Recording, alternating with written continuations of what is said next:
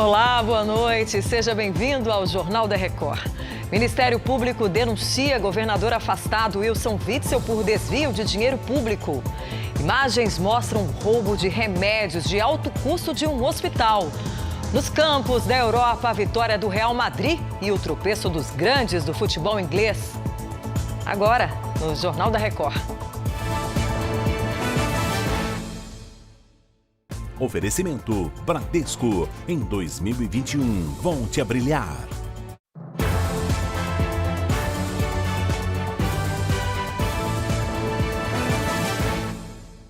O Supremo Tribunal Federal decidiu que amantes não têm direito à pensão por morte. Então, vamos a Brasília com Matheus Scavazini. Boa noite, Matheus.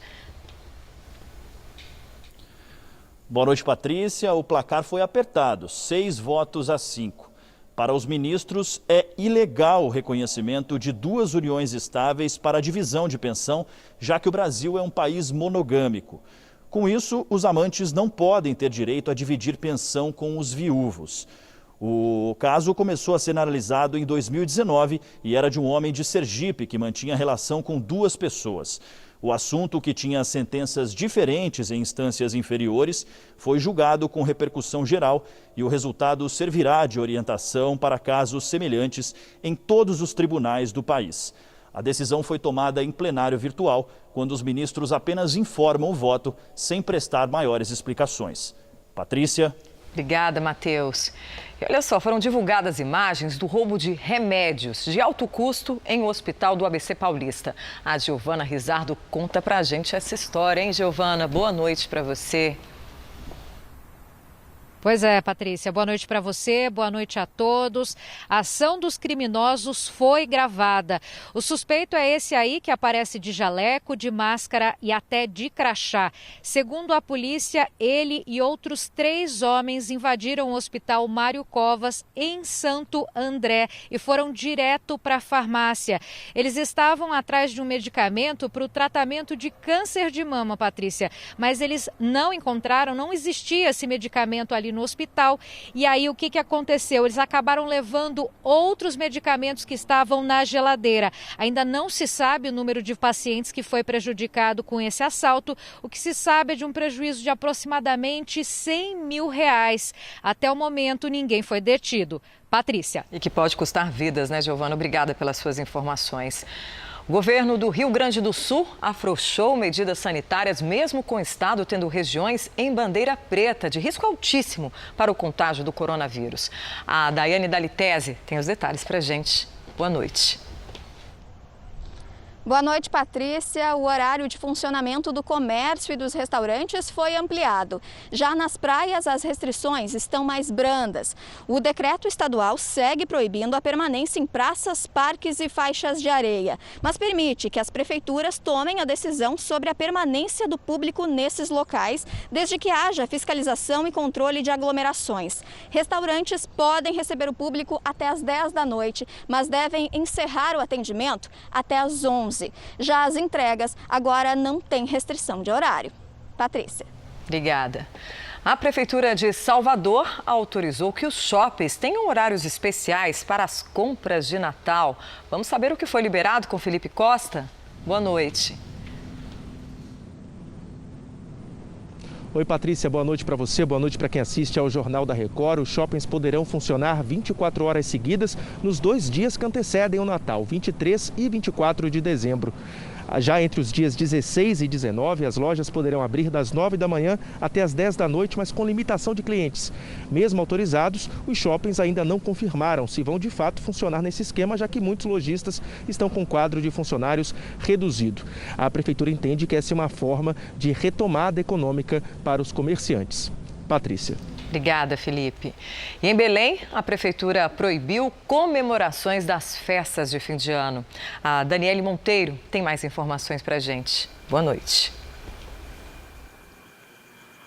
Olá, Patrícia. Muito boa noite a todos. O objetivo é evitar o crescimento de casos da Covid-19.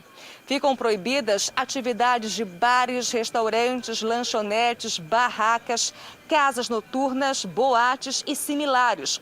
A tradicional comemoração de Réveillon no Portal da Amazônia e Estação das Docas também foi cancelada. Segundo o Ministério da Saúde, o Pará possui mais de 280 mil casos de Covid-19 e mais de 7 mil mortes causadas pela doença. Patrícia. Além das mortes, a Organização Internacional do Trabalho alertou que 25 milhões de pessoas na região da Ásia-Pacífico podem se tornar pobres por causa da pandemia. A nossa correspondente em Tóquio tem os detalhes para a gente. Boa tarde aí para você, Silvia.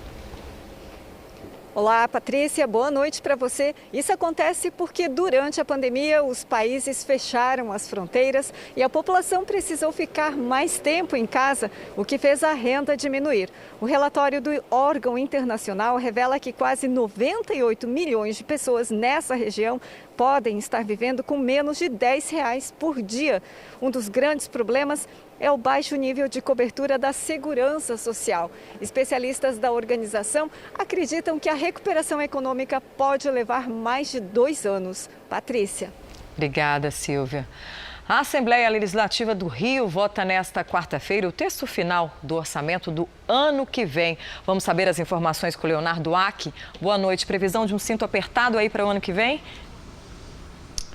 Bota apertado nisso, Patrícia. Boa noite. A previsão é de um déficit superior a 20 bilhões de reais. Nesta terça, os deputados já aprovaram os valores que devem passar pelo caixa do governo estadual no ano que vem. Pelos cálculos, o Rio de Janeiro deve arrecadar cerca de 69 bilhões de reais, mas vai gastar mais de 89 bilhões. Agora, como os deputados fizeram várias emendas a esse orçamento, eles precisam aprovar a redação final nesta quarta.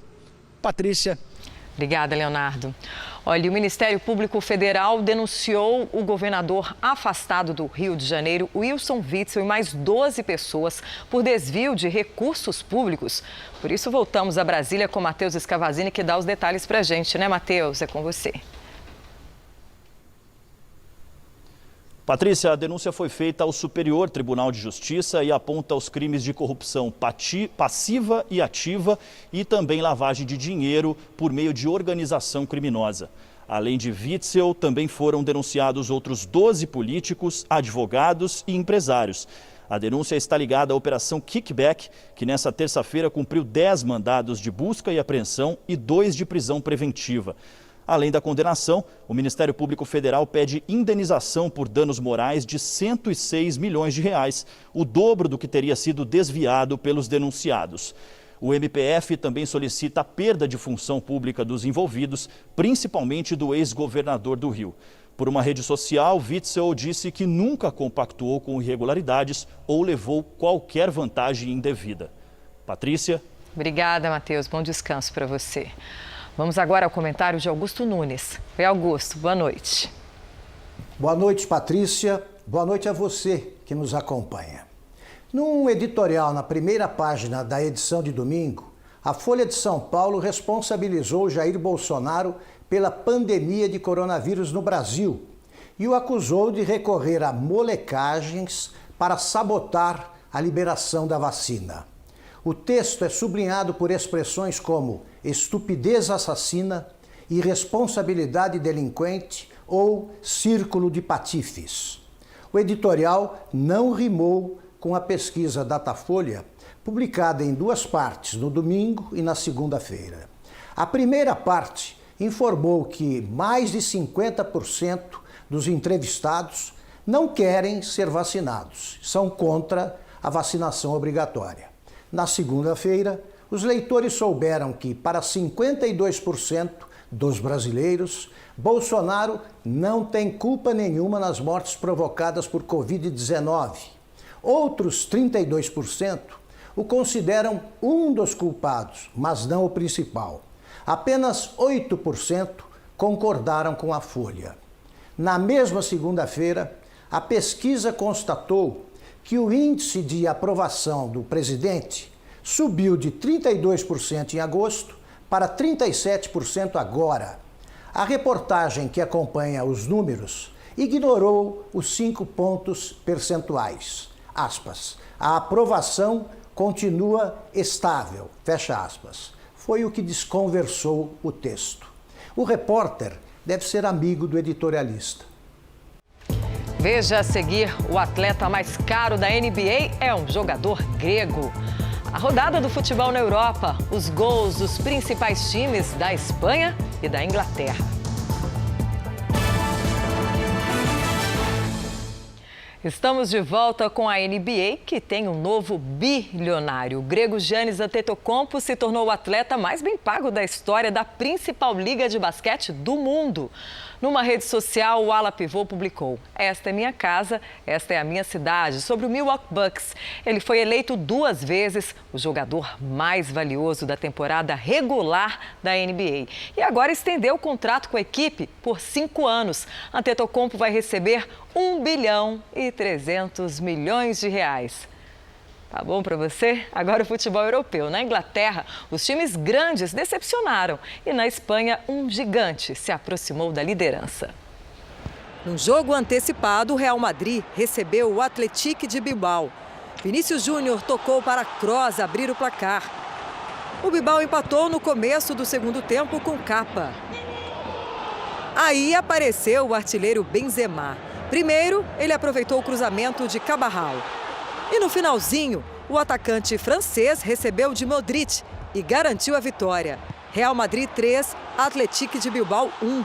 O Real iguala os 26 pontos dos líderes Atlético de Madrid e Real Sociedad. Já no campeonato inglês, o Chelsea perdeu a chance de chegar ao topo. Outro francês, Giroud, fez o primeiro gol contra o Wolverhampton.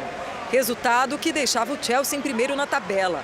Mas uma dupla portuguesa mudou a história do jogo. Daniel Podence fez bela jogada para empatar. E Pedro Neto virou o jogo para o Wolverhampton, que também é treinado por um português. Pior foi o Manchester City, que tropeçou em casa contra o West Bromwich. A equipe do técnico Pep Guardiola saiu na frente com Gundogan, mas permitiu o empate pouco tempo depois, num gol contra do zagueiro português Rúben Dias. O City é o 6º colocado da Premier League.